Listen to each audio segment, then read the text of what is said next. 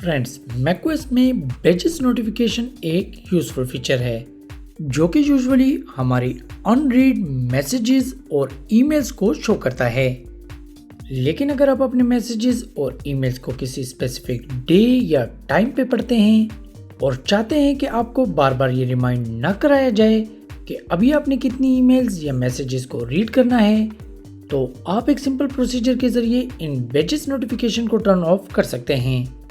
तो friends, macOS में किसी भी ऐप की बैजेस नोटिफिकेशन को टर्न ऑफ करने के लिए आप अपने सिस्टम प्रेफरेंसेस में जाएं और नोटिफिकेशंस पे क्लिक कर दें। अब इस साइड बार से आप अपनी उस ऐप को सिलेक्ट कर लें जिसकी बैजेस नोटिफिकेशन को आप टर्न ऑफ करना चाहते हैं और उसके बाद यहाँ से उस ऐप के बैजेस ऐप आइकन को अनचेक कर दें। दैट्स ऑल, आपके उस ऐप से बैजेस नोटिफिकेशन रिमूव हो जाएगी। तो फ्रेंड्स, इस तरह आप मैकओएस में किसी भी ऐप के बैजेस नोटिफिकेशन को टर्न ऑफ कर सकते हैं। अगर आप मैक ऑपरेटिंग सिस्टम और एप्पल कंप्यूटर के बारे में मज़ीद जानना चाहते हैं तो हमारे चैनल एमजेड लर्निंग को सब्सक्राइब कर लें। Thanks for watching, have a nice day.